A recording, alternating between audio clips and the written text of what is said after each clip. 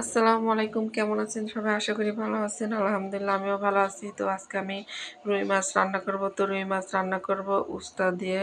তো উস্তাগুলো আমি সুন্দর করে কুটে ধুয়ে আর মাছও কুটে ধুয়ে নিয়ে রান্না করতে চলে আসলাম। তো এখানে উস্তাগুলো একটু চিকন চিকন আর তার ভিতরে 2-3টা আলু দিছি। তো এইদিকে আমি মাছগুলো হলুদ লবণ দিয়ে মাখাই নিচ্ছি। আর এই যে হলুদ লবণ দিয়ে মাখানো হয়ে গেছে আর কড়াইতে তেল দিয়ে রাখছিলাম, তেলটাও গরম হয়ে গেছে। তার ভিতরে এখন আমি হলুদ লবণ মাখানো মাছটা ভেজে নেব।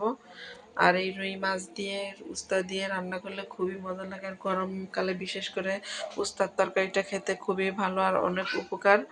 তো এই যে আমি মাছগুলো একেবারে সুন্দর করে কড়া করে ভেজে নিছি, সম্পূর্ণ মাছগুলোই। তো আমার এই যে মাছ ভাজা শেষ হয়ে গেছে। আর এই যে এখন আমি দিয়ে দিচ্ছি কড়াইর ভিতরে ঝাল আর পেঁয়াজ। আর উস্তার তরকারিটা রান্না করতে গেলে একটু তেলের পরিমাণ আর পেঁয়াজের পরিমাণটা বেশি লাগে। তো এই যে আমি পরিমাণ মতোই পেঁয়াজ একটু বেশি করেই দিছি। তার ভিতরে ঝাল পেঁয়াজ বাদামি কালার হয়ে গেছে, তার ভিতরে দিয়ে দিলাম আদা রসুন জিরা বাটা, হলুদের গুঁড়া ধনের গুঁড়া লবণ, সমস্ত কিছু মশলা দেওয়ার পরে আমি মশলাটাকে এখন নাড়াচাড়া দিয়ে ভালো মতো কষায় নিচ্ছি। তো এই যে আমার মশলাটা ভালো মতো কষানো হয়ে গেছে, তার ভিতরে এখন আমি কুটে রাখা উস্তার আলুটা দিয়ে দিলাম, দিয়ে আবার একটু মশলার সঙ্গে সুন্দর করে নাড়াচাড়া দিচ্ছি।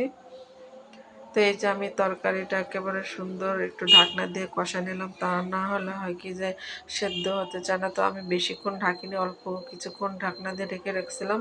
তো এই যে আমি উস্তা কষানোর ভিতরে একটুও পানি দিইনি, তো যেটুকু পানি উঠছিল সেটুকু দিয়ে কষানো হয়ে গেছে। আর এখন আমি জলের পানি দিয়ে দিলাম। আর এই উস্তার ঝোল গরমকালে খেতে খুবই ভালো লাগে। তো এই যে আমার তরকারিটা বলক উঠে গেছে, আর আমি আবারও একটু নাড়াচাড়া দিয়ে নিলাম।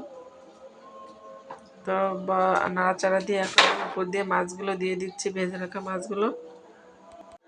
আর এই যে রুই মাছের দিয়ে উস্তার ঝোলটা খেতে খুবই ভালো। তো আমি ঢাকনা দিয়ে ঢেকে দিয়েছিলাম আর একটু অল্প সময়ের জন্য। তো এই যে আমার তরকারিটা একেবারে হয়ে গেছে, রুই মাছ দিয়ে উস্তার ঝোল। তো আমি বেশি ঝোল রাখিনি, আবার একেবারে কমও না, অল্প পরিমাণে মাখা মাখা। তো এই যে আমার তরকারিটাও দেখতে অনেক সুন্দর হয়েছে আর খেতেও খুব মজা।